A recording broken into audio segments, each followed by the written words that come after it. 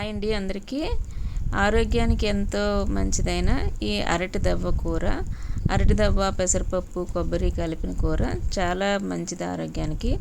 అరటి దవ్వలో చాలా ఫైబర్ ఉంటుంది, గట్ హెల్త్కి చాలా మంచిదన్నమాట, డైజెషన్కి చాలా మంచిది. ఇది మనం యూజువల్గా చాలా తక్కువ వాడతాం మన ఆంధ్ర వాళ్ళని.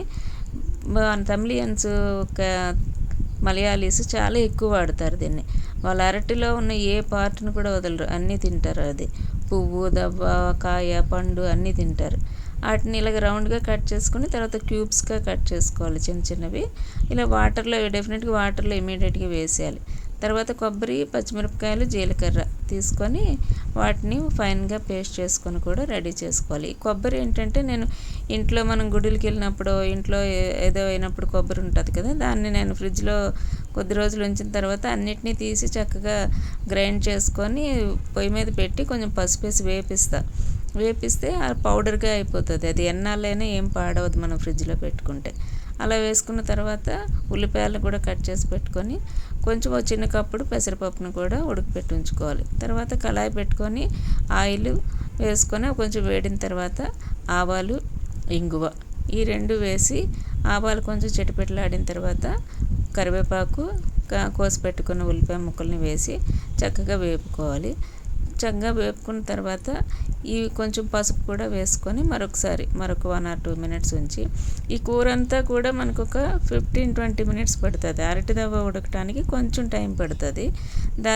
యూజువల్గా వేరే కూరల కంటే కొంచెం టైం తీసుకుంటుంది.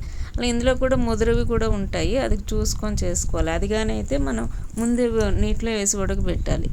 ఇలా తర్వాత ఈ ఉల్లిపాయలు ఇదైన తర్వాత కోసి పెట్టుకున్న అరటి దవ్వ ముక్కల్ని వేసి ఒకసారి కలుపుకున్న తర్వాత సరిపడినంత ఉప్పు, మనం పప్పు వేయాలి కొబ్బరి వేస్తాము, అన్నీ కలిపి సరిపోయినట్టు ఉప్పు వేసుకోవాలి. ఇన్ కేసు తక్కువైనా తర్వాత కలుపుకోవచ్చు, ఎక్కువైతే మళ్ళీ కష్టమైపోతుంది కానీ కొంచెం తక్కువ చూసుకొని వేసుకోండి. వేసుకున్న తర్వాత ఒక 5-6 minutesలో నాకు ముక్క చక్కగా ఈ విధంగా అయిపోయింది. ఈ ముక్క మన బంగాళదుంపలాగా అలా మెత్తగా అయిపోదు, ఎందుకంటే లోపల ఫుల్ ఆఫ్ ఫైబర్ కదా, దాని షేప్ అలానే ఉంటుంది. మనం ఇలాగ స్పూన్తో నొక్కినప్పుడు మెత్తగా అయిపోయిందంటే అయిపోయినట్టు అనమాట.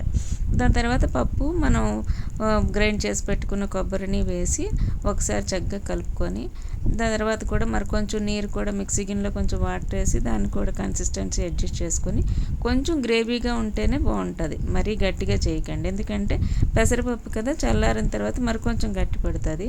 దానికి తగ్గట్టు చేసుకుంటే బాగుంటుంది. అన్నంలోకి రోటీలో దేనికైనా బాగుంటుంది, చేయండి.